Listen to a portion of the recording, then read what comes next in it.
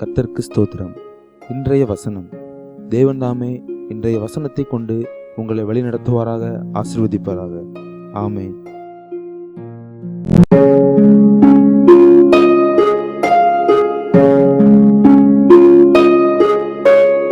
நீங்கள் விண்ணப்பம் பண்ணியும் உங்கள் இச்சையை நிறைவேற்றும்படி செலவழிக்க வேண்டும் என்று தகாத விதமாய் விண்ணப்பம் பண்ணுகிறபடியினால் பெற்றுக்கொள்ளாமல் இருக்கிறீர்கள்.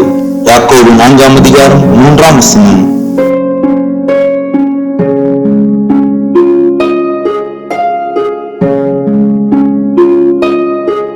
When you ask, you do not receive, because you ask with wrong motives, that you may spend what you get on your pleasure.